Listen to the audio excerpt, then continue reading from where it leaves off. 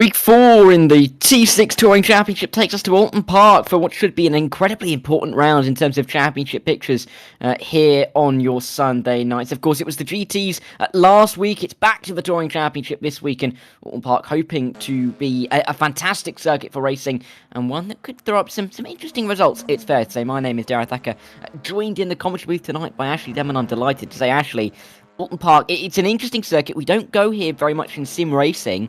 I think this could be one that some drivers are a little bit in the unknown of. Yeah, absolutely, and thanks for having me once again. I will, like you just said, it's a bit of the unknown. I think the biggest challenge being is that it's quite a tight, narrow circuit, and it's not lined by tarmac, it's grass. So if you go off, you're going off big time. You really are, and it's going to be quite a heavy impact into a wall here. The walls aren't miles away, although the grass does make it feel like a little bit more room to work with. Coming into this race, though, standings have been looking pretty tight in the opening few rounds of the season, but it is Daniel Hurlock who leads the championship, and it is just that 7-point advantage that he has over Vlad Tokarev. Alessandro Cappa is right in the mix as well. Those three are looking to try and separate themselves from the rest, but at the moment, Chris Grevitt is attaching himself to that top three. He's in P4, only 13 points off the top spot. We've got Callum Wilson in P5 as well. He'll be looking to try and get himself into the mix with some decent points this evening. Luke Mitchell, of course, such a great driver last season in the Touring Championship, 6th for the time being. Alan Axton and Jordan Osborne are in those mid 40-point ranges in 7th and 8th. We've got Carla Messina and then Callum Cripps in 9th and in 10th. But Oulton Park, the circuit that we're tackling here this evening, and actually I think it's fair to say it's got some unique corners, isn't it? Yeah, it certainly does. Plenty of twisty turny ones. You can see the track length there, 2.26 miles or 3.63 kilometers. And Alessandro Cappa, track record holder once again. I think he also held it when we were at Long Beach last time for these for this series. Cascades, tricky turn 3 there, particularly in the braking zone. It dips away as you go into it. Hill slops, turn 5, brilliant overtaking opportunity, but it is very tight. A lot of finesse needed, particularly for this corner as well of Druids of turn 8. Very high speed, double apex right-hander, I should say. And then Lodge, super bumpy on the braking zone. You can easily lock a tyre, as I found out earlier myself. You can see here, both race 1 and 2, lovely clear skies. So not the traditional English weather we're used to, but a little bit nicer. No, I mean, I wouldn't mind it being 27. Well, actually, I might be a little bit too hot, but 27 up in Cheshire as well. Lovely day to go racing here at Oulton Park. I really am interested to see how this race is going to impact the championship, with some drivers getting a little bit of a march. I think it's going to be important for the chasing pack to keep a relatively tight leash here this evening, to make sure that they aren't falling too far back in the championship. But qualifying well underway here. We've got our first times in as well, and Daniel Hurlock, for the time being, actually got a nice bit of a gap, couple of tenths or so in hand. Yeah, he's doing really well there. A couple of attempts ahead. Kappa's on a quick run here, though, as well. You can see he's got the purple line next to his saying that means he's gone fastest in the first, but he's done put a yellow in his second, so maybe not, but we'll find out. Hurlock, though, currently a provisional pole.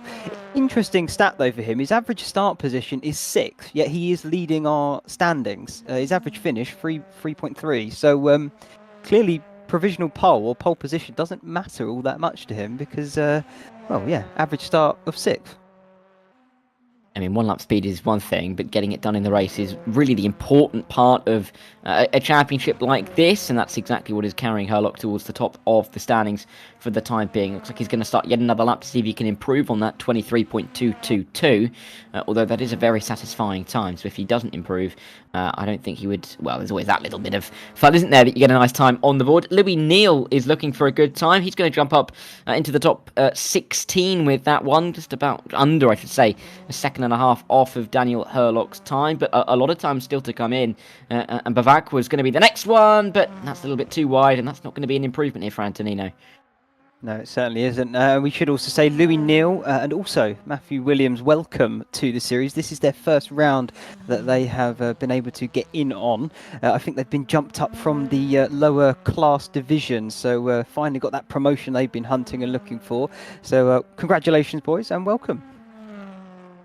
Yeah, I'm really looking forward to seeing what they can do. Always great to have some new drivers in the series because it's just that little bit of an unknown, and their fellow drivers don't necessarily know too much about them, and it can create some interesting racing in at least the opening couple of races that they participate in. So looking forward to that. Renault's improving, currently down in P18 in the order. We'll have to wait and see if he can jump up the timing tower.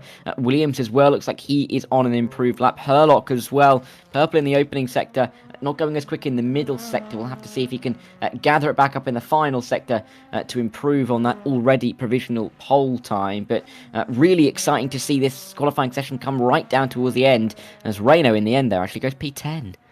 Yeah, it's fantastically close already. You can see they're the top 7, only half a second in it. And even then, when you get a bit further back, although it might seem like a two-legged part of the race, as you would want to word it. I'm fumbling a bit here, but you know what I mean. The second part of the board, the timing tower, is not far back, but they're sort of really closely packed there as well. So we should have some brilliant racing up and down the field, I think is my point I'm trying to get across here. Michael Clough there just finishing his lap, and he jumps up to 12th as well. So yeah, good for him to put himself into a little bit more of contention, really. Of course, that reverse grid that drivers will be thinking about could be anywhere between 6th and 12th. So to get yourself starting inside the top 12 is going to be an absolutely crucial factor as we go through this race. And Michael Clough just about doing enough to put himself there. He's got a bit of a chasing pack to worry about, though, as well. But he may be improving himself once again. Yaroslav Fides surely isn't 6 seconds off in pure pace. He's going to be looking for an improvement. Louis Neal looking for improvement. Vlad Tokarev, though, fastest in the opening sector. Yeah, this could be interesting from Vlad. Current stats for him, he's actually a lot further up on the starting position average. So he currently, his average start is 2.7, so much higher than Herlock in front of him. But this could prove to be a crucial lap for him here, particularly with the clock counting down, only 50 seconds left on it. And he's got one corner there. You can see him bumping his way into the braking zone. You saw him clip the grass, but still gets it nicely tucked into the apex using all the runoff. And then up to the line. Let's see what he can do, Darragh. Yeah, is this going to be a good improvement for Yaroslav? Let's see. It's an improvement, but it's not going to put him anywhere up the order at all. Vlad Tokarev, though, up to the line. Purple in the opening sector. It's an improvement on his own lap in the middle sector. Is this going to be enough to carry him to the top of the tree? No, it's P2 for him, though. And he replaces Chris Grevitt on that provisional front row. Kappa, Wilson, Bivacqua all look like they're improving. Callum Wilson goes up into the top 3 as well. Bivacqua could still be improving. Green and green through the middle sector. Tamenga coming up to the line as well as the timer is just about to expire. Tamenga goes to P17 only as Bivacqua crosses the line to go fastest by 22 thousandths of a second. Has he stolen it on the line? I think he has, because it does not appear that Herlock's on a lap. Indeed, he is on a lap, but a long way off in the opening sector. I think Antonino's stolen it at the end. I think he may have just done that. That's a mighty impressive lap time. And yeah, nobody else improving right behind him. Kappa is on a lap. We're sitting here on board with him, in fact. Currently green, so personal bests for Alessandro. What can he do as he brings it up to the start-finish line now? Should improve, but how much will it be by? 3rd fastest. That's not bad at all for Alessandro there. Gives him a good run down towards turn 1, potentially turn 3 as well. Yeah, this is really a fantastic grid to set us up for this evening's racing. Herlock starting well inside the top 2 for the opening race, but where he's going to start for the second race is going to be really intriguing. Of course, that reverse top 6, top 12, who knows, anywhere between that could be a really crucial factor as we get to the second race of the evening. But here are the results from qualifying. Antonino Bivacqua, fastest of all, but we've got Daniel Herlock and Alessandro Kappa within a tenth of a second of that lap time. Really exciting to see them near the front. Vlad Tokarev and Callum Wilson, 4th and 5th. Again, they are within a quarter of a second of the whole time, as is Chris Grevitt inside the top 6. Remember, he was on the front row provisionally just about a minute ago. Alan Axon a little bit further back ahead of Michael Clough. Matthew Williams and Carlo Messina rounding out the top 10 for the opening races grid. Jordan Osborne and Bruno Renault, the only other 2 drivers within a second of the pole time, with Fabian Michelon a little bit further back. Christian Diaz-Emil and Basti Schra 14th and 15th, with Nick Lowe, Anton Tamenga, Louis Neal, David Zervez and Raider Uhalal, the top 20 drivers. Emmanuel Biboloni and Yaroslav Fides round off the grid, and 22 cars are going to be ready to go racing in the not too distant future here, Ashley. Exciting. I know we've mentioned a couple of times, though, for the championship. Herlock starting in 2nd place, but it's clear to see there's a few more drivers who may want to get themselves involved a little bit more and to be right at the front of the field. I think Antonino Bivacqua will be feeling pretty good about himself. Of course, has got no points on the board in terms of the championship. He's driving for pride for the time being, but this is a good way to start, isn't it? Yeah, it certainly is. Put your best foot forward. Why not? Another man I will mention as well there, Alan Axon. He's had a few weeks where he's been struggling to sort of get into really the top 10, but currently 7th in qualifying. I'd say that's a very good performance from him so far, and definitely got a chance to improve even from there. So I'd keep an eye on him too in this race. But yeah, for Bavacqua, fantastic pole position for him. Like you said, first round in this series for him. And yeah, sticks it right on the front row. I mean, what more can you really ask for? I mean, perfect start, could you say? Yeah, I think you could call it that. I mean, getting pole is not bad for Antonino, but I think that there'll be a couple of others who will be looking for a little bit of an improvement. Of course, like Matthew Williams, starting P9, looking to make sure that he stays in the top, well, wherever it is, probably get himself towards that top 6 to confirm his place in the reverse grid, but you can never be too sure. Cars on their warm-up for the time being, they've got a couple of minutes to do so, but it gives us a chance to think about this race and then the calendar in general going into the next few rounds, because of course in 2 weeks time we're going to be finding ourselves at the Virginia Motorsports Park. That's going to be a really exciting race, and then Oschersleben as well. It's an interesting calendar, and I think something that we can almost piece together in terms of the championship picture, because there are so many exciting tracks to look forward to, and tracks that are really well suited for this kind of racing. I mean, the Virginia International Raceway, I think it very much heavily reminds me of this circuit here as well, Oulton Park. Yeah. It is a tight, twisty, narrow circuit with some high-speed corners, but also got the technicality in there as well. And it's just surrounded by grass. Of course, they're both built on estates. Previously owned by lords, you could say, maybe not in America, but definitely here. And so yeah, they probably share very similar characteristics. So I'd imagine, if you can get a good result here, your chances looking in 2 weeks' time, you're probably feeling quite confident about that one as well. Yeah, definitely. I think that Virginia is going to be a circuit that drivers look forward to, because it's got some fun elements to it. It's got some tricky parts as well, but particularly in these cars, I think we're going to see some fantastic racing. Some slightly fast machinery doesn't really work at circuits like Oulton Park, like Virginia. So it's really good to see that we have these great circuits to look forward to in this machinery, as well as we see the drivers continue their warm-up. I think another thing that the drivers have to be thinking about tonight actually is where they're going to make the moves. Oulton Park not necessarily overly known for its clear overtaking opportunities, but if you're bold and you're brave, there's definitely a fair few places you can make one. Yeah, you're certainly right. I mean, you do have to be bold and brave. Yeah, definitely. That is if you're not, you're not ever going to get past. And I'd say in terms of overtaking opportunities, your best bets, obviously hill slops is pretty much a very tight chicane. Island as well, the corner beforehand, after you've done turn 3 of Cascades.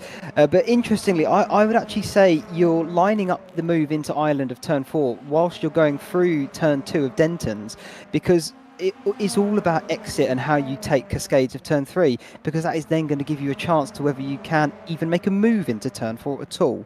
The other thing I will mention, they do have the extra booster battery that they can deploy around here, push to pass. They've got 15 seconds every lap if they want it, but they can't use it every lap because it does mean they would drain the battery dry before the end of the race, and then they really would become a sitting duck. They can't really afford to have that in the in the opening race at least. Definitely into the second race, we may see a little bit of refinement in terms of how that strategy is executed by the drivers, but they are lining up onto the grid for a full formation lap before we can go green flag running here at Oulton Park. I think it's worth pointing out as well that you're absolutely right about making the moves into Islands, but the opening lap at turn 1 and then in towards Cascade, in towards Island as well, is going to be absolutely critical. I think drivers are going to be aggressive through there. If moves aren't done before we get to Hislops, then we may start to see some almost bumpy side-by-side action. But if you get it wrong into Hislops, that chicane really can bite. And I think we may be seeing a couple of drivers come unstuck there on the opening lap.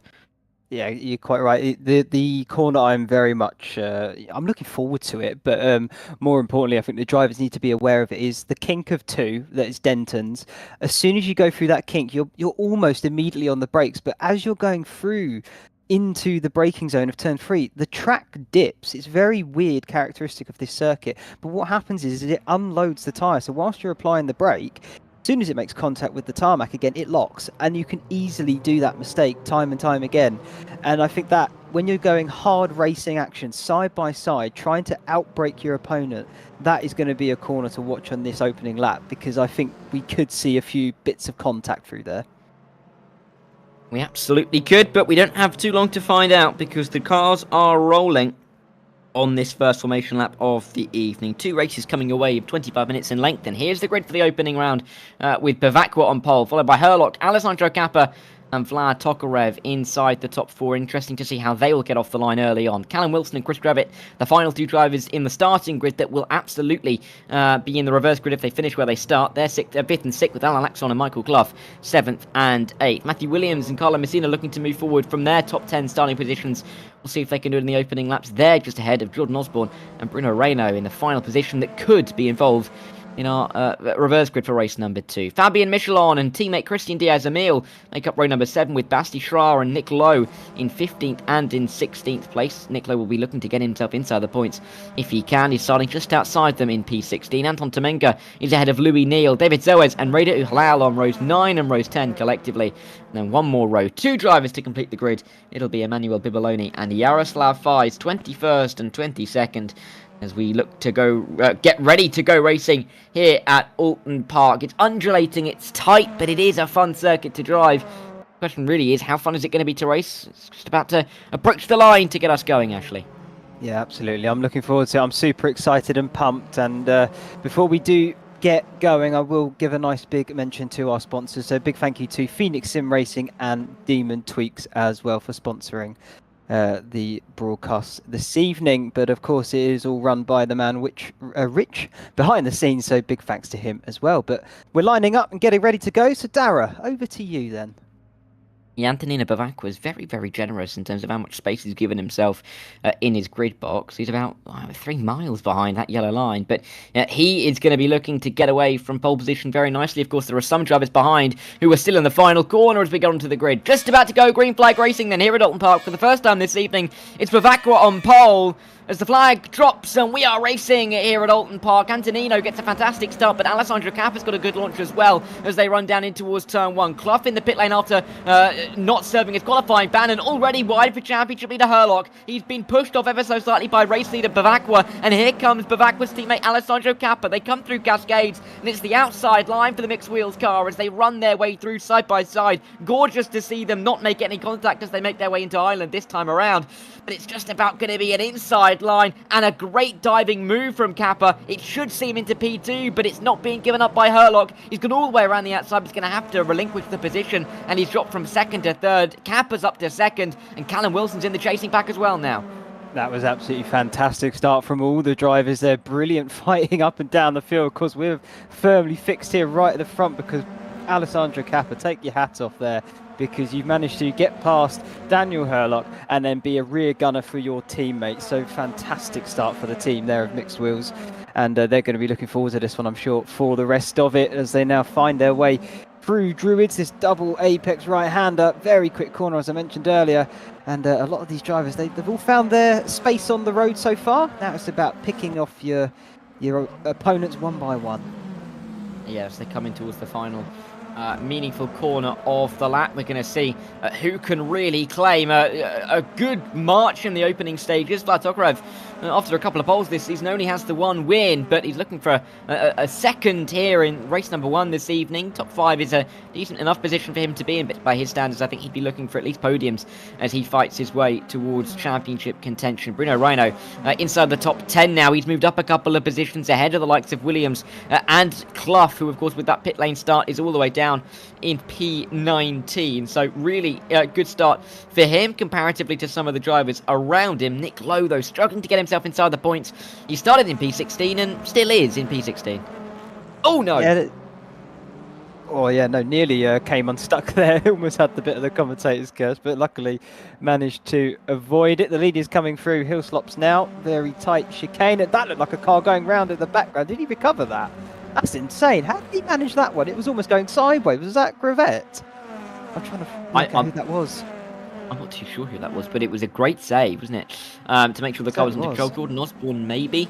He's a little bit off the back now of Alan Axon, but either way, good to see that no one has really suffered from that. Herlock going a little bit wide again as he makes his way through Druids, and he'll come in towards Lodge. Maybe just trying to make sure that he stays on the back of the top two, because he cannot afford to let Bavakur and Kappa get away in the early stages. Kappa, of course, comes into this race third in the championship, and he wouldn't overtake Herlock, but naturally would close that gap and would put himself as Daniel Herlock's closest rival in the championship if things were to finish in this opening race as they are. Still a long way to go. There are 22 minutes on the clock, and with this lap being relatively short, actually, we're going to have more than a fair few tours of this Oulton Park circuit. Yeah, certainly are. I can't say I'm not disappointed, because I slightly am, is that we haven't got the full international circuit where you head your way further round to the left-hand side of the circuit. You would normally go there and into like Shell Oil Corner and things like that. But I still think this shortened island version is still a fantastic circuit, and of course it does suit these cars potentially a little bit better. But yeah, it's one of those circuits. It's very tricky to overtake, as we're finding out now, and we could be in for the long haul in that aspect. It's very much a strategic game, and maybe just trying to put your opponent off of their game, and that's how you get by. Yeah, that could be a really interesting method that some of these drivers use over the course of the next 21 minutes of this race, and then in towards, of course, the second race of the evening. But still, I think a lot of almost chess to be played here by some of these drivers, as you kind of say, to put drivers off rather than having to organically make the move themselves. You see it time and time again in real life racing, very much able to be transferred into the sim, and we've seen it more than a fair few times this season, haven't we? So excited to see who can almost duke their way up a position or two in this race. Through turn one we go, though. Dust and gravel being kicked up, and grass being kicked up as they run their way through turn one. That's this time Kappa going a little bit wide. Yeah, got a bit on the green stuff, and that's going to cost him a little bit of pace. But again, I think it's so difficult to overtake through that turn three. You're really just lining it up to try and get a move here into turn four, but Herlock too far back and unable to do so. Doesn't look like he's going to get a pretty decent exit, but then runs wide himself a little bit out of island, and I think that's going to compromise him now slightly down this back straight and into hill slops. And yeah, still no change. I think there's not really been a change from the very start. Actually, I'll say that Wilson's managed to get past Tokarev, so there is one change there. Tokarev's down to 5th, Wilson up to 4th. Yeah, really good for Wilson to be up in the top 4. I think he is looking to get himself onto the podium in this race, but he will know that if he doesn't gain the position, he will pick it up by virtue of the reverse grid. He just has to try and make sure that he can defend that a little bit better in the openings. Well, I say a little bit better, just be able to defend the positions, because he's defending well from Vlad Tokarev for the time being, as those two flash through the screen. That purple car of Wilson just ahead of the pink of Vlad Tokarev. The top 5, though, almost nothing to split them. Great to see such competitive racing at the front. Yeah, it's brilliant. I will back Wilson here, Darragh. You didn't see it for Long Beach, but that man made that car, I think, the size of a double-decker bus almost. It was so wide. I mean, I've gone for a tall vehicle there, not a wide one, but you get what I'm saying. It was so wide. He's defending so valiantly as well. He really did a great job. So I will big him up on that occasion, and he's doing another brilliant job here once again. So fair play to him. It's just a matter of finding your groove, getting into it, as here is an overtake then. Who is this for? One of the Unlimited Esports. That's Matthew Williams. That's newcomer. Matthew Williams down the inside, but he's just lost the position back as well. Yeah, he's dropped a couple of positions in the opening stages of this race. Anton Tomenga, maybe the next one to have a go, but nothing happening in towards his lops as they both trail Neil as they run their way through that tricky chicane. And like I said before we started going, if you get it wrong, it's going to be very, very wrong with those barriers on the inside of both of the apexes. So to go around the outside, you really have to be committed and confident in getting to the inside line first for the second part of the chicane. Otherwise, you're going to find your nose being heavily, heavily chopped off. Yeah, quite right. And Knickerbrook, the second part of that chicane, as that is a car going extremely slowly. Trying to work out who that is losing those positions. Is that Messina? It is. It's Messina. Oh no, sorry. Yeah, it is Messina. Just dropped a low. What's going on? It looks like he's got something mechanical almost. It looks like he's going so slow there. I'm sure he'll pick it back up, but that was a bit of an odd one. Yeah, a bit of a weird moment to have, especially in the opening stages. You don't really want something to go wrong and almost put you off for the rest of the race, but we'll have to see if any recovery can be made. It's late braking there from Vlad Tokarev in towards Ireland. Not going to be able to make a move on Callum Wilson, although Wilson looks a little bit vulnerable at the moment. Very much more under pressure than he is able to attack the car in front, but he will be pretty safe as they run their way into Hislops once again. The top five, still nothing to split them. I'd be really interested to see if they can carry on this close, because you'd think that they'd almost have to naturally split up over the course of the race, but in the opening 8 minutes there's been nothing to separate them at all. No, there really hasn't. I think this could be a chance here for Tokarev, though. He's practically pushing Wilson up through Clay Hill and now into Druids. Can he really stick close to the back of that bumper and maybe make a move into Lodge here? Turn 9, final proper corner of the circuit, because Deer Leap turn 10. Oh, so that's big movements in front. What's happened there? That's Herlock getting it all wrong into the braking zone. Recovered it well, but that's allowed Wilson to go through now. Yeah, and up the inside, I think he's just about going to have the right line in towards turn 1. He will. Tokarev may try and follow him through, especially if Herlock goes wide, which he does ever so slightly, but collects it back up wide from Tokarev at the back. My word, he's miles off the road, as he will not be making a move down in towards Cascades, as we do see Wilson able to just about defend his P3 from Herlock, who's slipping back in the order. Started in P2, dropping back to P4. That's not quite what we've seen from him so far this season. No, that's such an odd... it must have been in the braking zone. He must have just locked a wheel, and therefore it just sort of all got a bit out of hand and away from him, but he did really well to clean it up, did Herlock. And to lose only one position from that is actually very impressive indeed. But it is a shame, because he's now lost that podium spot, and it means that the two in front of Bavacqua and Kappa, they've got a little bit of breathing room behind them, and this is no offence to Wilson, because he's been absolutely fantastic, but I don't feel he's got the pace as those two out front. I have to agree on that. It doesn't really look like...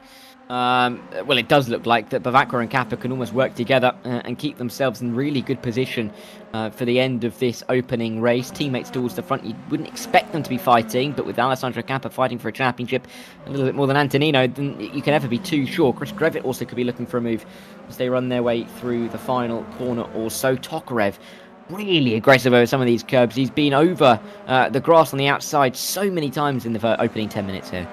Yeah, he certainly has. I wonder if maybe a bit of tyre wear might come into play at this circuit. You've got lots of long corners as he goes wide again, really finding the limit of that circuit and that car and going just a bit beyond it, but keeping it together as well. That's the main thing. But yeah, I wonder if tyre wear might come into a factor for this one, Darragh, just simply because there's lots of these corners that they're long corners, and you put a lot of work into the tyre, a lot of force through the tyre and the rubber of it, and I just wonder, is that going to play a factor? I do really wonder, as we see in the background, side-by-side action, as we see Michael Clough trying to make moves. Oh no, big crash, that's Clough. Oh, getting it all wrong, there's more contact, everyone else just about managing to avoid, but it's going to drop, I think that's Michelini, towards the back of the field. Lowe goes through as well, and Clough, after doing all of that work, after stalling in the pit lane, has it all undone once again, and into Ireland. He's into the wall. Yeah, that's a big shame for him there. Like you say, he's done really well to get where he was, and it's all gone wrong for him now. And I think with just under 14 minutes left, we're getting near to the halfway mark of this race. I think it's pretty much done for him there. He's 4 seconds back from Lowe. Probably no way back either, but he's got the second race still to come. He'll be right back in the mix, I'm sure. As the front lot here, they started to spread out a little bit, but interestingly, Wilson hasn't completely dropped off the front too. So good news, people. We've still got a race on our hands for the lead. Yeah, very much looks like Bavacqua's not going to have it all his own way, and Kappa may have a bit of a run. You can never, ever be overly sure. Because they are teammates, so you would expect them to have a little bit more calmness with fighting with each other. Reno and Schrar fighting as well for P9. They've got a nice gap back to Neil, but they've got a bit of a gap up to Jordan Osborne themselves, so racing on their own at the moment. And I think if you're in their position, you'd be hoping that the reverse grid goes down to at least the top 9 or 10, because otherwise they might find it difficult to get themselves towards the front of race number 2. Yeah, certainly would do. I do wonder though, with something like Reno, for example, just looking at his best lap time. His best lap time is on par with the front runners. He's absolutely there. And he's now got some nice clear air in front of him. His last lap was a 26.1. I reckon that was with a move, potentially. And so now I wonder if he can slowly close in if the guys in front really do start giving some hard wheel-to-wheel racing. It's going to be interesting to keep an eye on that. But he's doing well. He's up 3 positions. So is Osborne in front of him. So yeah, fair players. That's going to be a dive down the inside for Thacker as Herlock got a bit wide on the exit of Lodge, and they're now going to be side by side down to turn 1. Yeah, this is going to be really tight as they make their way in towards the opening corner. Isaac, is there going to be contact? Again, not quite, but wide off the road goes Herlock. He'll feel like he was forced there by Vlad Tokarev after he took his aggressive racing line. But now, Chris Grevitz got himself through as well, and Herlock, after starting in the top 2, was dropped all the way to the back of this group. And it's just been a shuffling towards the back of the pack for the championship leader. Not what he needs at all, especially with Kappa inside the top 2. Yeah, it's been a bit of a disaster so far. I mean, he's still got time left in this race for things to turn around for him. It could be, potentially trying to save a bit of the tyres. I mentioned it earlier, but I mean, it's so hard to tell. And with these short sprints, you really need to be pushing 100% all the way to the end of the race. So it's just going to be a matter of grit in your teeth and determination. As here's a move as there's contact as well in Island Corner. Who is that? Is that Messina potentially once again getting back into the fray? It's Matthew Williams is the car leading now. Car behind him is Carlo Messina. I was right on the money. It was indeed. And Messina there, just looking to try and find a way through on Williams. These two not having the best of races so far, still in the points, but far down on where I think they'd hoped to have been at the start of the race. Still 10 minutes left to run here. But you almost do feel like we're getting into the closing stages with the groups almost sorting themselves out right now and forming little echelons in the pack. Top 3, the next 3, then you've got the next 2, and then the next 2 again. And you'd feel that you can't really go too far outside of those groups now because there isn't enough time to gain back to some of the faster drivers or the drivers that have had a little bit more luck in the race than you have. Yeah, absolutely. And it's such a short lap as well. You mentioned earlier we're going to have a lot of laps here. We're already on lap 11. We've still got 10 minutes left. And being such a short circuit, it also means that you've got less of a chance to, do better than your opponent in terms of if they make a mistake. You've got less chances in that aspect. So it's very tricky to catch back up once you've lost the time. Oulton Park of circuit with that is very much the case. One thing, of course, to catch up, and then, of course, another thing to overtake. And Oulton Park demonstrates that lap after lap after lap. Matthew Williams involved in more battling again. This time he's trying to defend from Diaz Emil as they run their way in towards his lops once again. Inside line for Diaz Emil. Can he make it work, or is he going to slot back into the line? It's going to be the latter. And he waits and bides his time, twiddles his thumbs once again. But time will start ticking away in the not-too-distant future if you're looking for an extra couple of points. For David Zerwes, just in behind this, he's gained positions in this race, and from starting well outside the points, he's just now 1 position away, and it's almost like a Darragh dangling in front of him right now. Yeah, certainly is. Carlo Messina's found his way past as well. That previous lap, he was in front of that little battle going on there. As we jump back forward to the leaders once again, I feel like that gap's come down slightly between the front 2 now. Kappa only half a second behind his teammate as we draw into 9 minutes left in this race, as the pack behind him just very much sort of status quo, no real big gains or losses there. And I think you're just waiting really for a big mistake. If you can find one where your rival makes that, you've got to take your chance, haven't you? You do. You can't really pass up opportunities, particularly at a circuit like this where you're going to be finding yourself in a strong position, in a position where you could really benefit. And when opportunities are few and far between, you really have to take them with both hands. 8.5 minutes to go in this race, though. Those opportunities are going to start to diminish pretty quickly in this one. Grevit on the back of Tokarev. Is he able to get into the top 4? We'll have to wait and see. But Tokarev looking for a podium. Wilson, though, was a little bit further away from Tokarev than he was before. The gap was about 2 or 3 tenths for quite some time.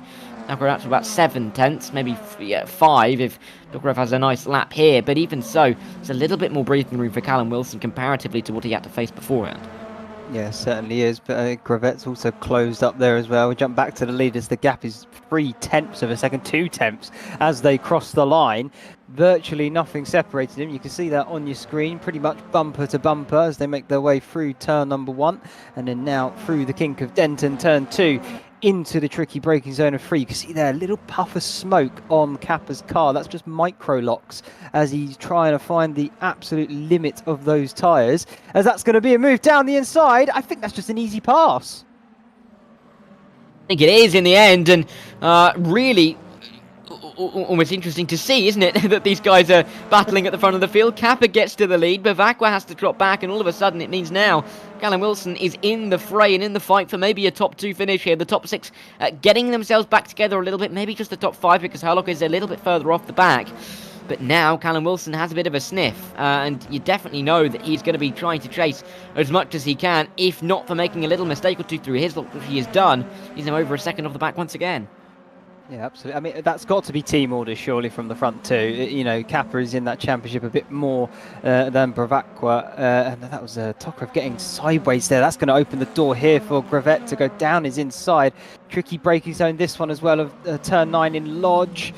But he's done that very clean and tidy. But yeah, I'm quite interested to see that, you know, of course, that's most likely team orders, but why they've done it so early, in my mind at least. You know, you've got 7 minutes left in this race, still a long time to go. Nothing was going wrong with what you had at the front. Why not do it sort of with, you know, a lap or two to go? Why now?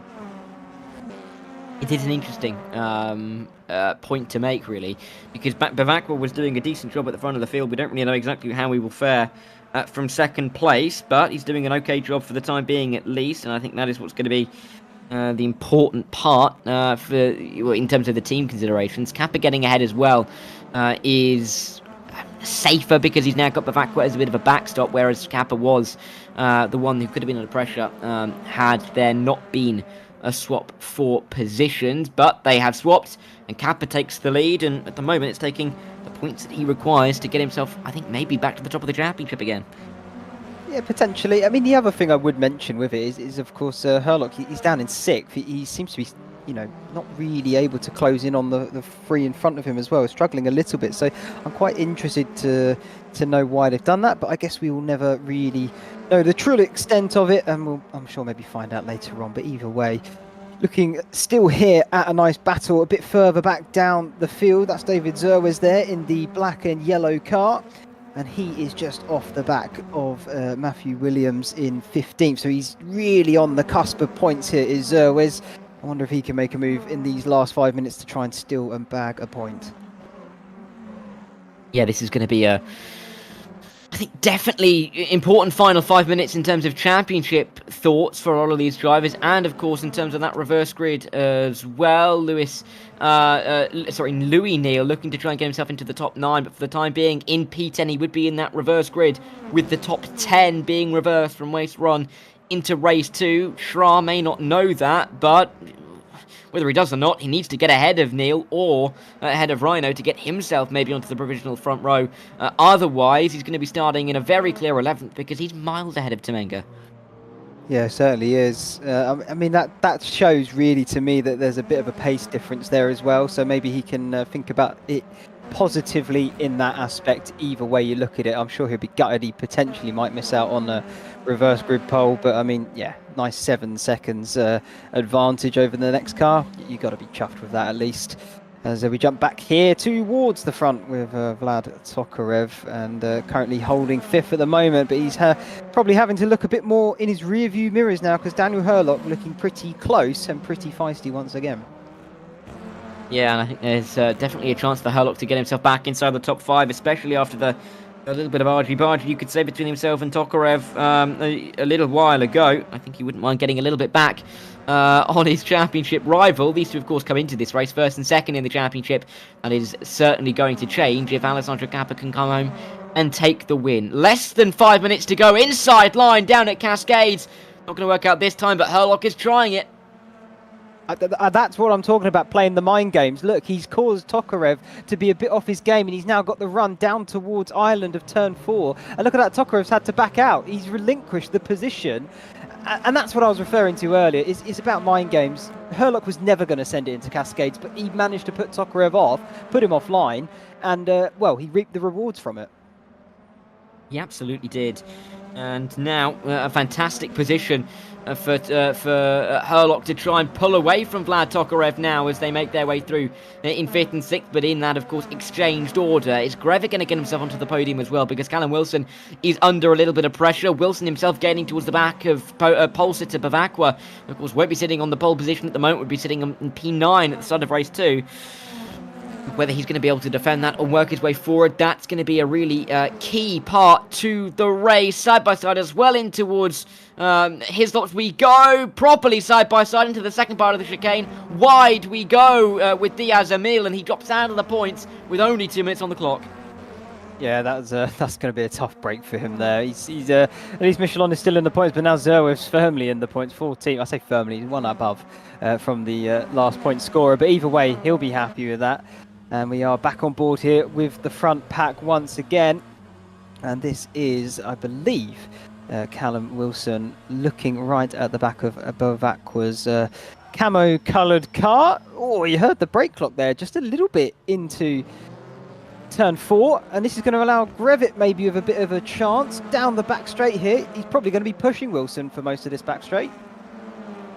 Yeah, let's see. Is there any moves to be made down in towards Hislop's? I don't believe that there is, but there is definitely a little bit of hope and I think desire from Chris Grevitt to get this move done. As we are about to start the final lap of this race. When Kappa comes to the line next time round, the white flag will be flying. So there is only one more chance at Ireland, one more chance down at Hislop's for the move to be made here, and time really running out if he wants to get it done in this opening race. Yeah, absolutely. It's going to be a brave move if we do see one, but I fear we may not, and he'll take it on the chin and look to go for race number 2 with that reverse grid. So he'll be one in front in that aspect at least. But it's right there though. The chance is there for the taking. Grevitt has had a really good first race here. When you look at it, he's gained 2 positions, and with the front pack the way it is, it's so quick, so tightly compact in terms of pace for these guys. He'll be very happy if he can go up another one. Yeah, not long now left to find out who is going to be able to finish in the top 5 or top 6 even, in which order that will be, as we are on the final lap here at Oulton Park. Kappa, Bavakwa, Wilson 1, 2 and 3. Yellow flag somewhere out on circuit. It's not with this front group. Grevitt looking for the move, not able to get it in towards Ireland.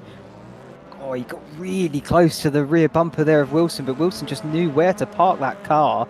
And I wonder, is this going to be a chance now down towards Hislop's last real heavy braking zone until you get to Lodge final corner, but it's so tricky through there. Chances are you won't really see a move on.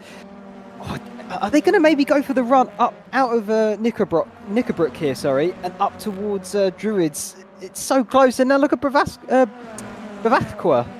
He's going slow. Is going slowly. Interesting to know why. We don't really know for the time being. Surely can't be running out of fuel or anything like that. But he's lost a couple of seconds to Kappa, who is going to be coming home to win this race. Wilson, though's got the move done on Bavakwa. Can Grevitt do the same? Is Bavakwa dropping back to get a better position for race 2? I'm not too sure. But through goes Wilson. Through goes Grevitt. Little bit of contact between Bavakwa and Herlock as he gets up to P4. That's not going to help up Alessandro Kappa at all. Kappa wins the race. It will be Wilson and Grevitt 2nd and 3rd. Herlock in 4th. Bavakwa dropping to 5th on the final lap. We're not too sure as to why. Tokarev is 6th, but all that's done really is given Herlock an extra couple of points, but albeit put Bavakwa ahead of him for race number 2. Yeah, the only thing I can think is battery. That's all I can think of is once you drop down to 0% of that battery, I've been told the car really does suffer with some performance issues. So that's literally all I can think of that's come to mind when looking at that result. Schra's going to come home in 10th as well, so he'll be on reverse grid pole. So congratulations to him on that front, and he'll have to try and defend that with all his might as we've got more cars coming over the start-finish line. I don't know what happened to Reino. He's down there in 13th. Zerwes will be happy in 14th by the looks of it, as we then got the few stragglers at the back. Maybe a little battle here with Fides. Yeah, anything to happen onto the line? Nope, nothing happening. The Yaroslav Fides will have to stick behind Michelin in P20 in the end. It will be Emanuele Biboloni to complete the 21 drivers. Radio Halal a long way down. The order will not be finishing at race number 1 on the lead lap at least.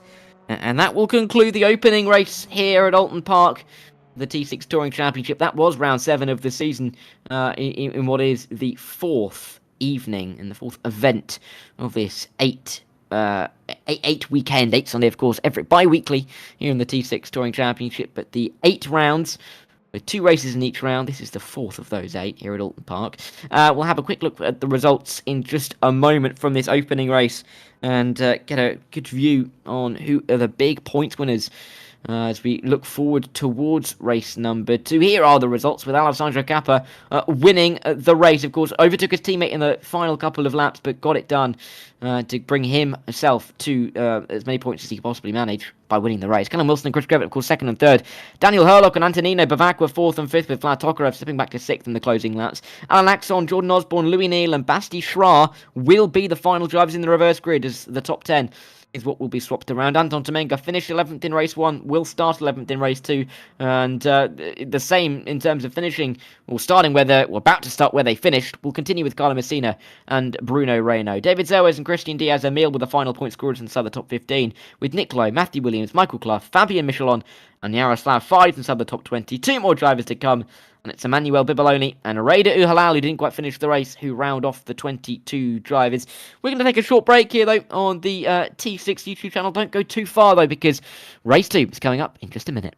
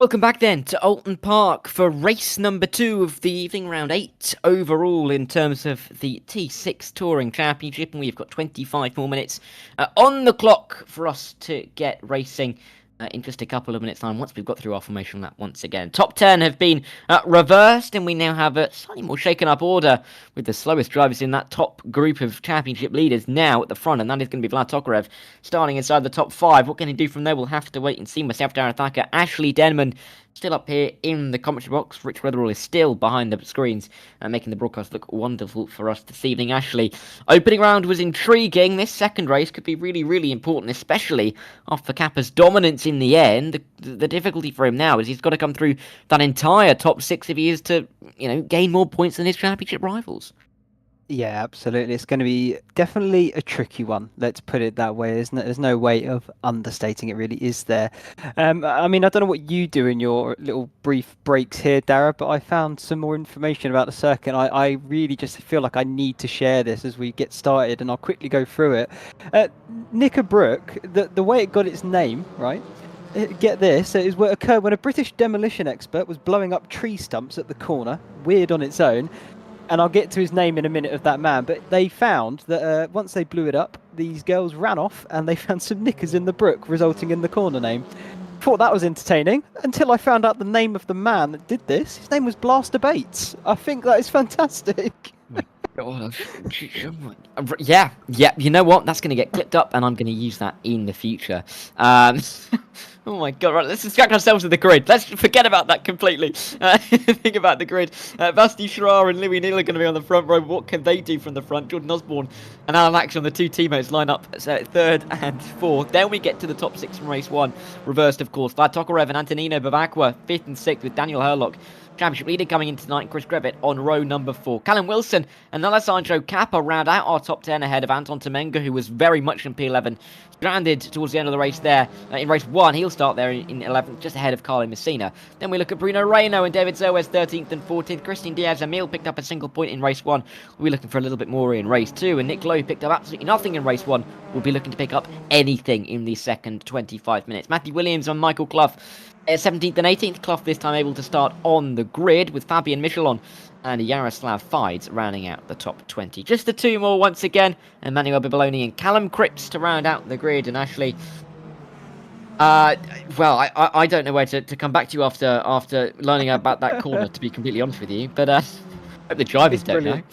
Well, whether they do or don't, I will also say apologies, but I had to say it, I had to get it off my chest. And his real name was Derek McIntosh Bates. However, Blaster Bates, I think, is much more appropriate. Brilliant name, fantastic. Either way, let's keep an eye on this grid. And one man in particular I really want to keep an eye on, Callum Cripps. Can he do the last to first challenge? I think it's going to be a big challenge at that. Be interesting to see how far he can climb, though. Definitely so. And I think also watch out for Bavakwa, because he's put himself ahead of Herlock. Was that tactical? We'll have to wait and see. But 25 minutes once again on the clock for us to race here at Oulton Park. It's Schrar on pole and Louis Neal alongside him. The green flag running once again, and it looks like it's a good start from Neal on that outside line. It's going to be difficult to hang it all the way around the outside in the opening corner, but behind him are the two teammates of Osborne and Axon. Inside line though for Vlad Tokarev and Herlock as well, as they look to promote themselves very early on in this race. And Tokarev is indeed inside the top 4, Herlock inside the top 5, and Bavakwa fighting with Axon as well. An awful start for Alan, as Antonino Bavakwa looks to try and slip his way into the top 6 already in this race. No. Big moves, big slide, big crash, Tokarev off the road, and they're going to go careering into the wall before they get to Ireland. Oh, that was absolutely huge. I don't know if you heard my little oh no, but as soon as I saw that car going wide, I knew what was coming immediately. I'm trying to still figure out who that was getting caught up. It was Tokarev and Osborne, wasn't it? Yeah, both in pit lane. No real big shot from that one. Race still carries on, though, with 24 minutes on the clock. Just started. And this is Carlo Messina going for an audacious move into hill slops. Absolutely got sideboarded there by Temenga, defending that position. Fair play to Temenga. Don't blame him for that one. And the guys out front, well, they're just going to try and see how far away they can get. But Herlock already on their tail. Yeah, I don't think they're going to be too happy, the two leaders, that they have the championship leader coming into tonight already in third. And Daniel Herlock doing his best to try and get himself to the front as quickly as he possibly can to run away from the rest and before anybody else can catch him up, because it's fair to say it looked like he had a bit of a pace deficit to those around him in the opening race, but for the two ahead of him, get a pace advantage. If he can negotiate his way past them pretty quickly, then he's going to be in a fantastic position to move forward and move back up towards the top of the championship before we get to Virginia in a couple of weeks' time. Great stuff, by the way, Diaz Emil from 15th to 9th on the opening lap. Great to see him do well. Callum Cripps only able to gain a couple of spots. He's up to 20th. But Kappa up to 8th as well. Really important start for him. He is harassing Callum Wilson through the corner, though. Yeah, he really needs to get these moves done quickly and efficiently as best he can. You can see there 2 wins, make that 3 now, I believe, with the previous round included, and he is most laps led with 31. I think that may be slightly different now too. But either way, the stats are there; they do not lie, and he is clearly very prolific in this series. And yeah, he does just need to get past and just try and scarper up the road and catch the next group. Yeah, let's see. Up we go then through a difficult part of the racetrack, isn't it? Down here from Knickerbrook up Clay Hill towards the Water Tower, and then of course in towards Druids. But you can see the double apex nature of the corner and how difficult it is to make any kind of move through there, and probably why we're not seeing any move this time around. Nick Lowe's come down pit lane, and I'm not too sure how much we'll be seeing more of him in this race, but it's going to be very unlikely for him to pick up any points as he joins Osborne and Tokarev right towards the rear of the field after their big crash in the opening couple of corners. 3 minutes gone and no progress from Herlock on that lap. Progress though this time round from Callum Wilson. He stops up the inside of Alan Axon. That's another position gained. Oh, a bit of a hit though from Kappa on Axon. Miracle that Axon hasn't spun it around there.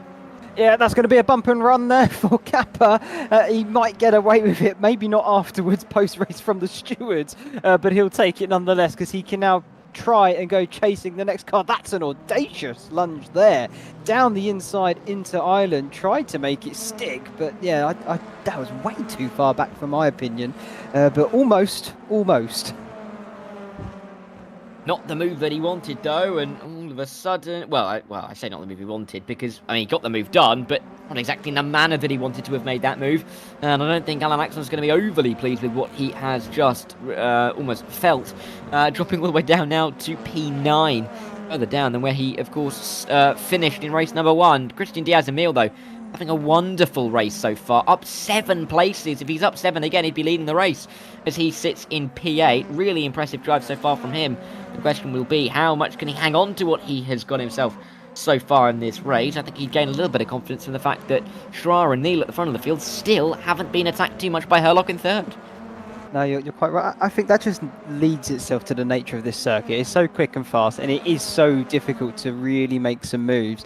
And that is really shown by the fact that Schreier and Neil are still leading from Herlock behind, who we know is probably one of the fastest drivers in the series. You know, was currently leading before we came into this round. Probably, you know, he's still going to be right up there, of course. So, yeah, just showing that it is tricky to make some moves. But let's not take it away from Schreier and Neil. They're obviously in that position with the reverse grid pole, and they're defending it well. You can't take it away. They're doing brilliant.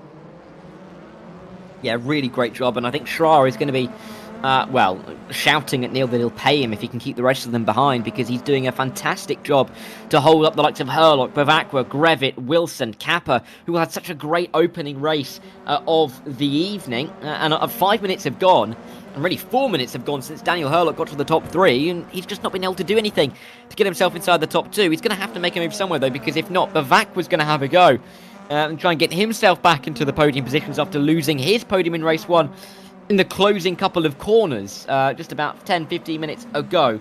Axon still trying to defend, though. He continues to drop down the order. Temenga was the latest driver to get through. Messina will be feeling confident to go through as well, because the confidence is not going to be there for Alan right now.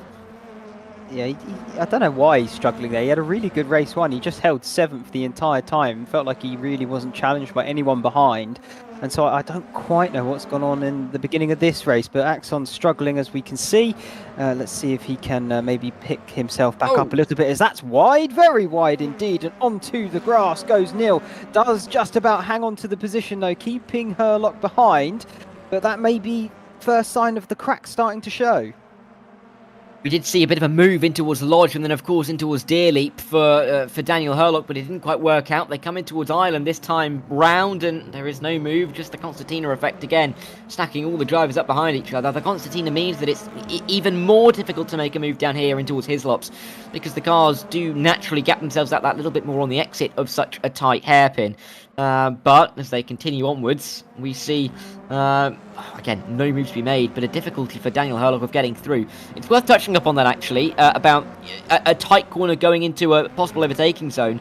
I think a good example to talk about is Barcelona. Of course, they used to have that chicane, that horrible chicane at the end of the lap, which they've now removed for faster corners, and it's meant that because there's faster corners, there's less of a concertina effect, and therefore it may be easier to overtake at the next braking zone. And I think the fact that we have that tight corner in the form of Island is preventing more moves attempted at Hislops. Yeah, potentially. The one counter I would have said to that, if we did have the full grid, the full circuit again, maybe that would have been negated slightly. But even when you go into the corner before Island there, if it was a full circuit, Britain's, it's still a tight chicane. So, you know, maybe we would still have a bit of the same issue. But yeah, interesting thing about those chicanes when they put them in, I won't go into detail about it just yet, because that's a Diaz-Emil looking to try and defend from Temenga. Temenga trying to come through. This is going to allow Axon as well. That's contact!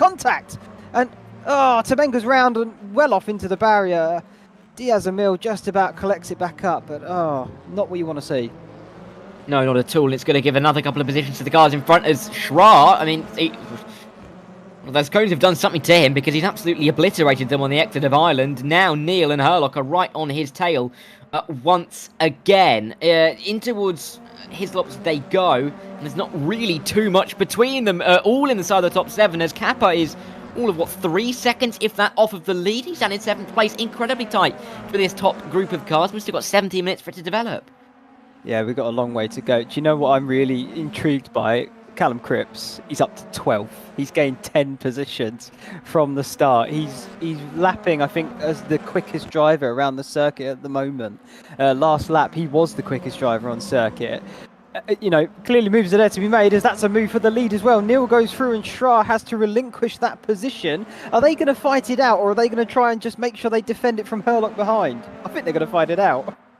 Yeah, let's see. Inside line now for Neil, who takes the lead for the first time in this race. Schra is under pressure, not just for his, not pole position, first position, of course, but for second as well. Hurlock looks for it. They go in towards Cascades, and there's a little bit of a wiggle on the brakes from Schra. Hurlock's looking to try and find the inside line or the outside line. All the while, Louis Neal goes a little bit wide. But Vacqua is looking like he could have a bit of a run to the inside line at Island as well, as they all try and snake their way into the corner. Outside line working for that is, I believe it's Chris Grevitt around the outside. Can he gain any positions through it? I'm not sure that he can. The grass is going to pinch a little bit on the outside line, but as Neil makes another little mistake, there is no move again for Hurlock, and he's stuck in P3, but he sends it in towards Hislops. Oh, and outbraked by...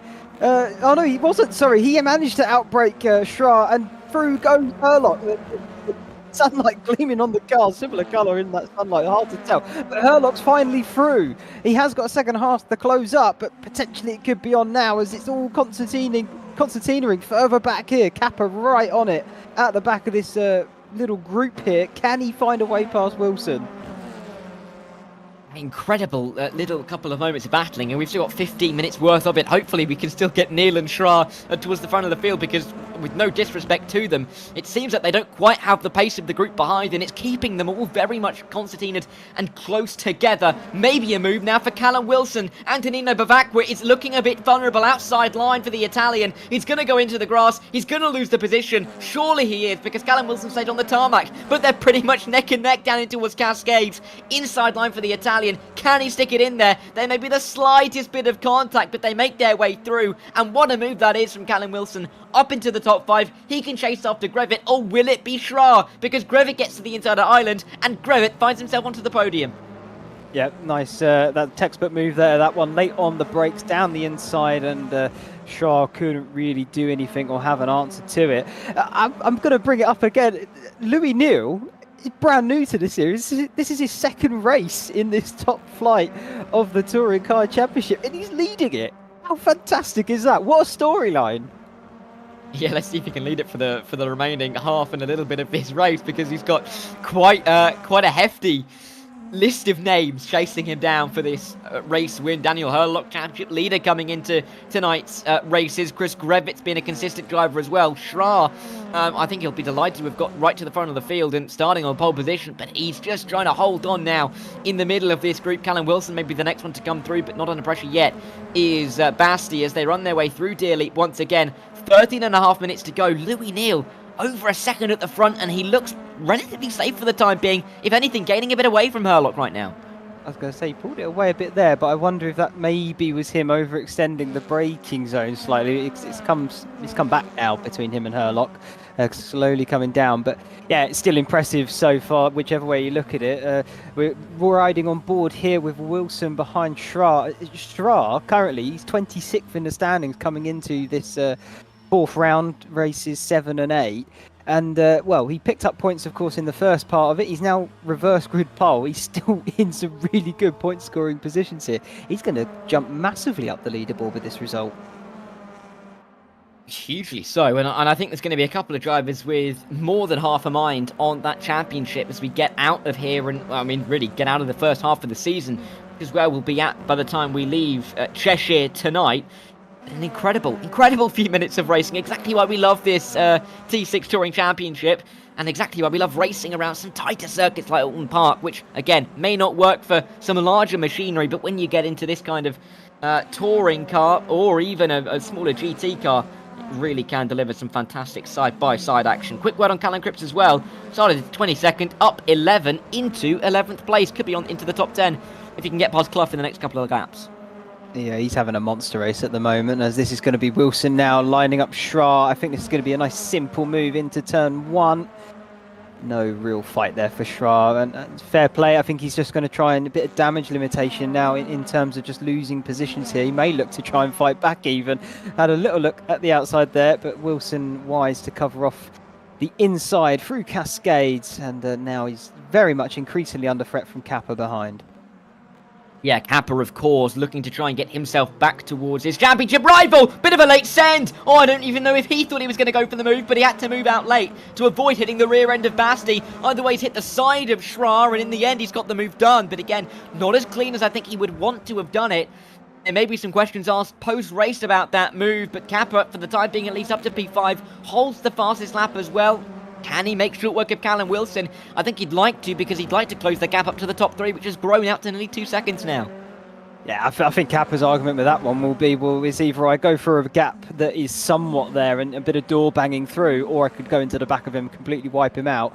So I think he took really the lesser of the two evils, but you got to argue, should you be in that position in the first place? But either way, he's through, and he's now right on the back of Wilson. That's late on the brakes. Will's locking into Lodge, gets a block pass done. What a move there by Kappa, getting past Wilson. Fantastic stuff, and oh, he's going to push him to the wall. Yeah, nearly both of them coming into the pit lane to try and find the move. Now Bavak was to the inside at the opening turn. He'll get that move done on Schra, as Schra completes the first to 7 position drop, really, from the start of this race. Now can Bavak have a go at Callum Wilson as they run their way in towards Cascades? It would have to be a bit of a send into Ireland. We saw his teammate Kappa do that 1 lap ago. Can he make any kind of move to the inside? I think he's a little bit too far back this time around, but this really is an absolutely stunning battle between all of these guys, and it's just going to continue onwards, because Grevit, you can see just up in the in front, is right on the back of Hurlock for P2, who just has not been able to close the gap to Neal. Yeah, this is impressive stuff from Neal out front as well. Of course, he got past Schra, and we thought maybe they would both lose a bit of pace. I think maybe Schra was holding him up potentially, because pace-wise, he's on it. He's still there. The gap hasn't really gone up or down. Really impressive stuff from all of these drivers out there. And I think we can safely say... Oh, what's happened there, though? I was going to say, I think we can safely say that this second race is made up for maybe a bit of a lacklustre first one, because my word, what action we have seen, and we've still got 10 minutes left of it. Yeah, I think we're going to have to catch our breath. I'm glad that there's 2 of us here, because I think if there was just one of us, actually, we would be completely out of breath by the end of this one. Still battling ongoing, though, as we run our way up towards the start-finish line once again. Great to see a little bit more battling on the way in towards the final corner at Lodge, and in the end, that was a move from, well, a move with Daniel Hurlock involved. As we run our way down in towards Cascades once again, Grevit still looking on the back of Herlock. Herlock ever so much closer to Neil now as well. The top three couldn't be closer. Grevitt doesn't go as wide as Daniel Herlock, and he's got an outside line in towards the tight right-hander.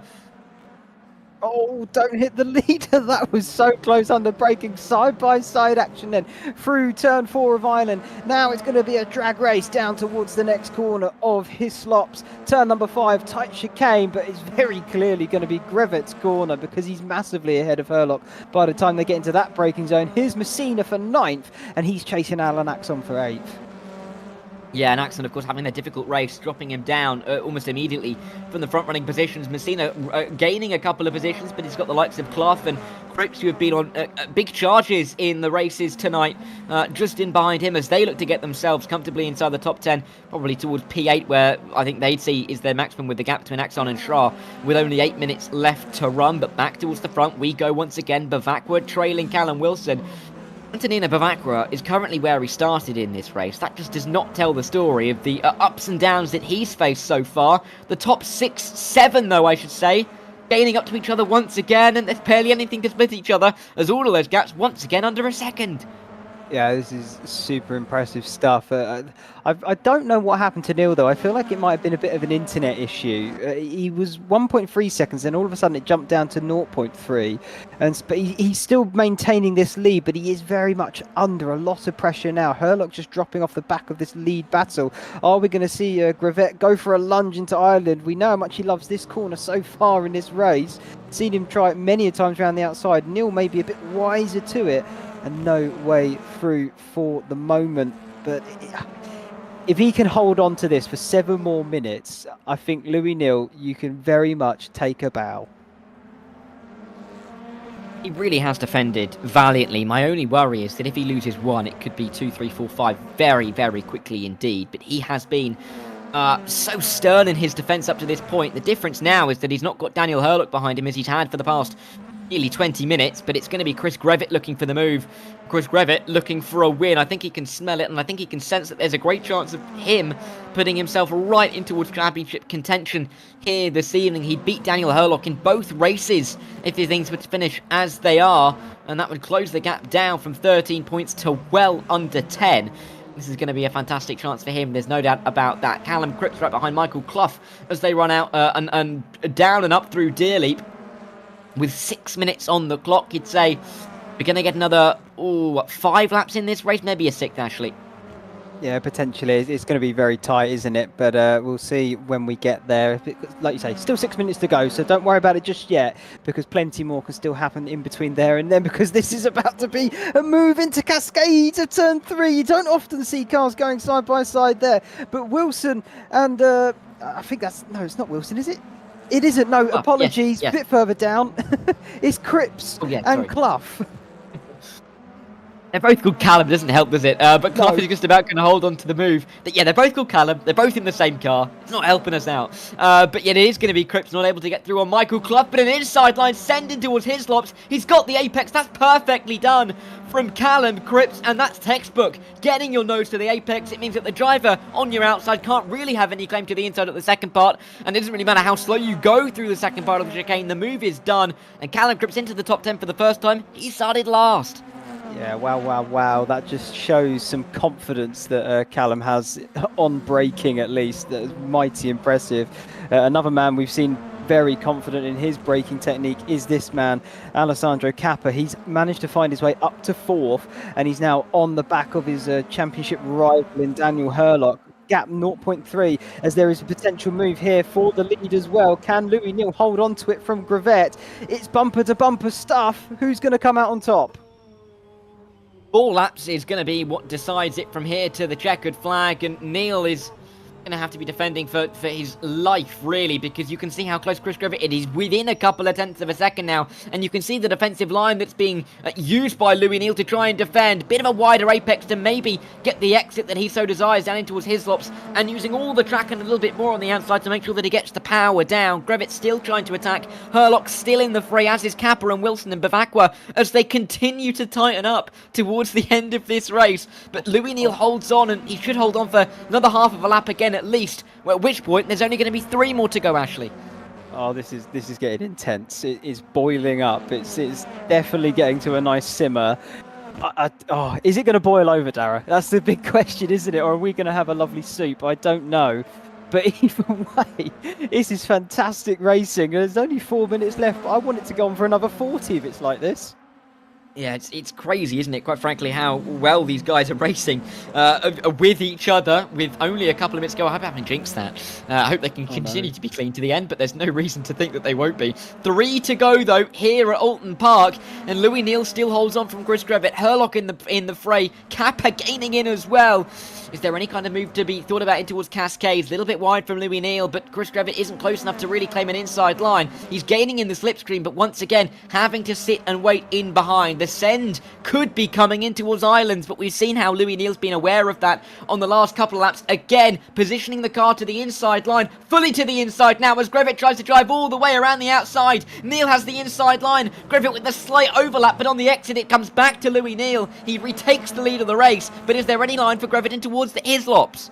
Oh, it's going to be tough, but elbows out stuff from Neal there. Brilliant defending, just as when you thought maybe Grevitt had finally got it done, but no, he absolutely muscled his way back through, and Louis Neal regained the lead on the exit of Islands. Brilliant stuff from these two. I wonder if Herlock's going to get into the fray on this, because surely with them fighting so ferociously in this latter stage, there must be a gap, a chance to send it and get an extra few positions, maybe even a win. But for Neal and Grevitt, this is going to be their opening win of the series, and for Neal, of course, this is his debut evening. It is! Oh, but around the outside goes Grevitt. Can Grevitt do it in towards Lodge? I'm not sure that he can. As they go through Dearly, it's still going to be Louis Neal. Just about ahead. He'll have the inside line for turn number 1 again. But here comes Daniel Herlock. The top 3 could be covered by a blanket at this point, as the outside line could be working for Chris Grevitt. They're so close to contact. Off the road for Chris Grevitt. Here comes Louis Neal again. And Daniel Herlock. The top 3 continue to battle their way in towards Cascades, as Alessandro Kappa comes into the fray. Callum Wilson is into this battle as well. The top 5, nothing to split them. Neal off the road. Neal into the wall. And he is not going to be getting any kind of good result that he was hoping for in this race. Or, well, that wasn't Louis Neal, sorry. That was Daniel Herlock, was it? Off the road, no, it was Louis Neal. The timing tower took a little moment to update. But Chris Grevitt now leads the race. Kappa's up to 2nd. Where's he come from, Ashley? Oh, that's gut-wrenching. That's absolutely gut-wrenching. I'm watching the replay of it. Oh, God. Watching it back on the YouTube as well. That's awful to see. But, oh, there we go. This is all in Grevitt's hand now. As here comes Callum Cripps. He's up to 8th, Darragh. He's up to 8th position. Is Callum Cripps. How has he managed that? And he's not a million miles off of Acton for 7th. Mind you, these guys aren't a million miles away from each other as well for some of the podium positions. Kappa inheriting P2 after that little moment, that's a sad moment in the end, really, you'd have to say, for Louis Neal. But he's still in the top 11, even with that big moment. But I think he would have been hoping for so much more in this race. White flag flying, though, here at Oulton Park. Chris Grevitt leads from Alessandro Kappa and Daniel Herlock. I think Grevitt's not going to be caught on this final lap, but there could still be changes of position inside that top 5, albeit they're nowhere near as close as they were just about 90 seconds ago. I think you might have jinxed it ever so slightly. I won't lie. It doesn't matter. These things happen, but it is racing, and that is what you go to do. And it's just not paid off for Neal on this occasion. But I mean, like I say, debut evening for him. He can very much hold his head high, because what a defensive drive that was. 10 seconds left on the clock, is about to count down. So when we get to the start-finish line, that checkered flag will be waving, and it will define the results. Chris Grevitt, of course, is going to potentially get his initial win here. He's got a second gap advantage, so he has got a tiny buffer, but with a few corners left, still got a tiny bit of work left to do. He does, but we really are now into the closing stages of this race. Only a couple of corners left to run for Chris Grevitt, who is running away at the lead, or in the lead of this race. Started in P8 after getting a podium in the opening race. He inherited that podium on the final lap. He's inherited the lead in the closing couple of laps here in race number 2, and it's been an absolutely stunning evening for him. He's going to be right up there for championship contention with the likes of Kappa and Herlock as well. It's been a difficult evening for Thacker, who dropped a little bit further back from the P2 that he was starting the evening with. But Chris Grevitt, in the end, he's driven through some of his harshest competitors for the title, and he wins. Behind, though, Kappa and Herlock are fighting to the line. Who can get it? It's going to be Kappa, but Herlock is a car car length behind as they cross the line. Wilson and Bavakwa 4th and 5th. Schrar, after being on pole, finishes in 6th, but what a second race of the evening that was. And to cap it all off, actually, Cripps from 22nd to 8th in the end.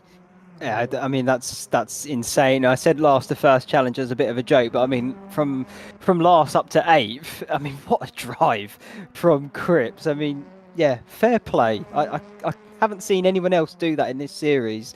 So yeah, very, very well done indeed. As we've got the last few drivers coming over to finish this race, I think we can apologise to a lot of them because we haven't really seen much of them. The likes of Michelin there, Bibiloni as well here, Fides. We've not seen them all that much because the racing action out front, it's just been so emphatic. It's been insane. It's been absolutely crazy at the front of the field. Exactly why we love this T6 Touring Championship. As we see the final point scorers come across the line and non-point point scorers in the form of Bibiloni and Yaroslav Fides.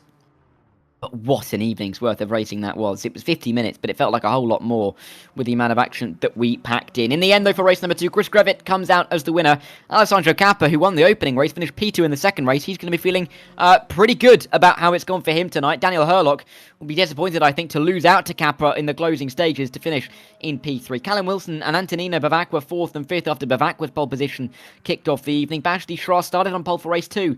Dropped back to P6. It was Alan Axon, Callum Cripps, Carlo Messina and Michael Clough, who started from the pit lane in race 1, who rounded out the top 10. Louis Neal will be gutted with P11. Would have been hoping that there was one less one in his position come the end of the race, but still picks up points there. Christian Diaz-Emil and Anton Temenga 12th and 13th, with David Zoas and Fabien Michelon picking up the final points scoring positions. Emmanuel Bibiloni and Yaroslav Fides were the only other finishers, mind you, with Bruno Rhino, Matthew Williams and Nick Lowe not seeing the checkered flag. Same can be said for Jordan Osborne and Vlad Tokarev after their opening lap crash. But as we look to sum up tonight and look forward to Virginia in a couple of weeks' time, actually, where do we even start? An incredible evening's worth of racing. And Virginia, you said it earlier, not much different in terms of the characteristics of the circuit.